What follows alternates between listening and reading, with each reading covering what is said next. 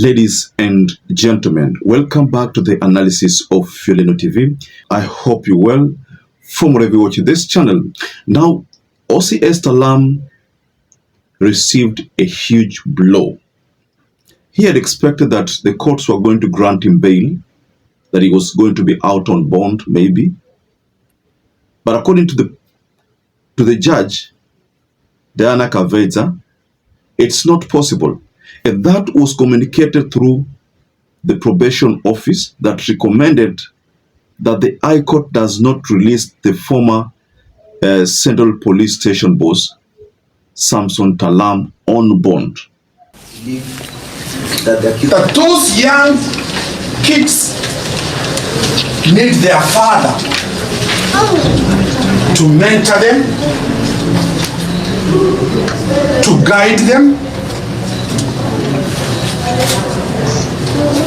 and to look for school fees.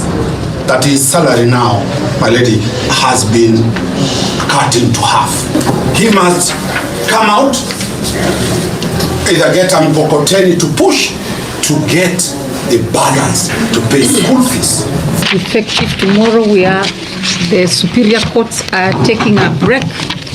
There are, of course, rulings I'll be delivering on 14th, and one of them is also heavy. They were a case, so this one I can't touch because I have to start working on that one. And I'm also going to handle the Shakahola case in Mombasa.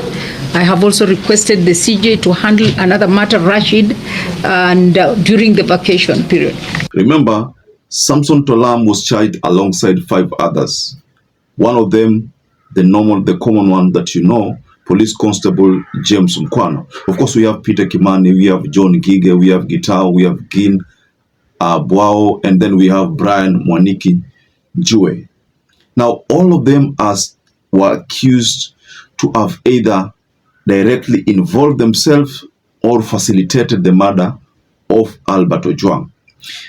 Now, I'd like us to look at this developing story because the big question is, why did the probation office recommend Talam asiachiliwe? Does it mean that there's something that Kenyans need to start looking at to shift their focus from DIG Lagat and to start thinking about OCS Talam as the prime suspect? What is happening, ladies and gentlemen?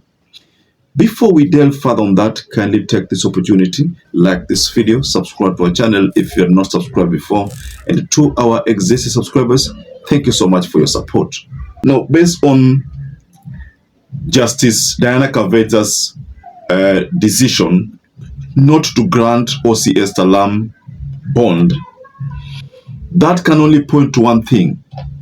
There's something that Kenyans need to start looking at. Of course, just like I still maintain that Kenyans want to see DIG Lagat behind bars. Of course, that is what they want from the authorities.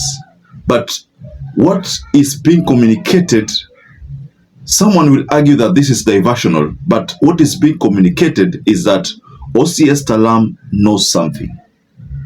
We don't know what he knows, but we know that the courts will help us solve this mystery, ladies and gentlemen. What if it comes out that DIG Lagat is not the one who made the mistake? Because someone tried to defend a point here. Let me just share with you that point. Someone was trying to argue that if at all DIG Lagat wanted Albert OJUANG dead, do you think he could have led such a reckless move to bring Albert all the way to Central Police Station and kill him there? I mean, I was left speechless. I couldn't utter a word because I was supposed to respond to that question. It baffled me. But take a look at this. If you were to answer that question, what would you say? If at all DIG Lagat wanted to kill Albert OJUANG, would he have taken him all the way from Mawego huko amlete paka Central Police Station, amtocha, alafu amuwe kwa cell, knowing very well that hiyo imeacha evidence? Si angechukua tu goons atume kule Mawego huko, wamchukue, wampige, wamuwe, wamtupe Rivayala, then you can't trace it.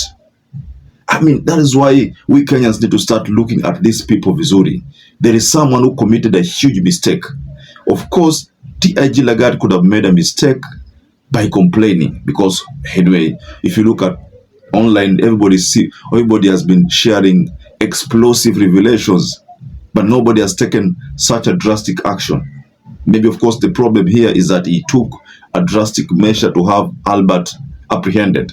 But then, who is this person that committed the heinous act? I think hapo ndo Wakenya wako.